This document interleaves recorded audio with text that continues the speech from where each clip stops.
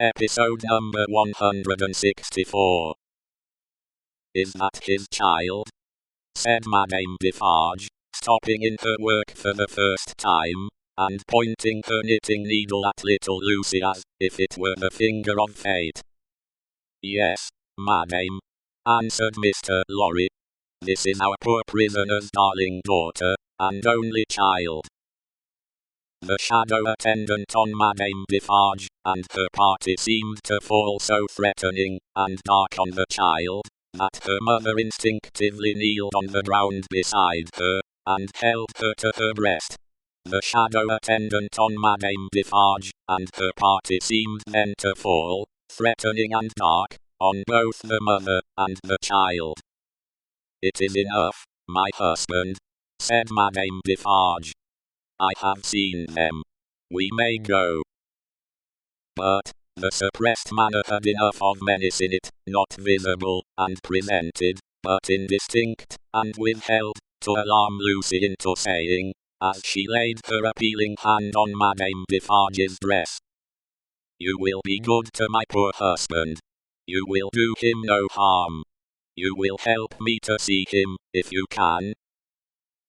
"Your husband is not my business here," returned Madame Defarge, looking down at her with perfect composure. "It is the daughter of your father who is my business here. For my sake, then, be merciful to my husband.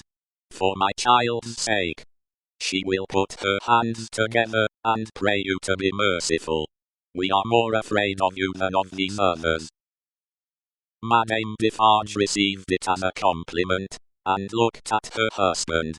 Defarge, who had been uneasily biting his thumbnail, and looking at her, collected his face into a sterner expression. "What is it that your husband says in that little letter?" asked Madame Defarge, with a lowering smile. "Influence. He says something touching influence." "That my father," said Lucy, hurriedly taking the paper from her breast, but with her alarmed eyes on her questioner, and not on it, "has much influence around him." "Surely it will release him," said Madame Defarge. "Let it do so." "As a wife and mother," cried Lucy, most earnestly, "I implore you to have pity on me, and not to exercise any power that you possess against my innocent husband, but to use it in his behalf. Oh, sister woman, think of me as a wife and mother."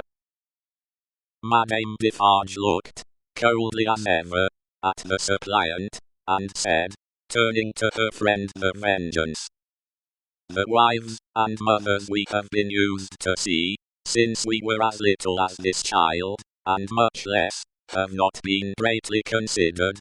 We have known their husbands and fathers laid in prison, and kept from them, often enough. All our lives, we have seen our sister women suffer, in themselves, and in their children, poverty, nakedness, hunger, thirst, sickness, misery, oppression and neglect of all kinds." "We have seen nothing else," returned the Vengeance.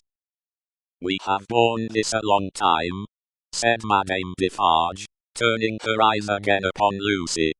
"Judge you.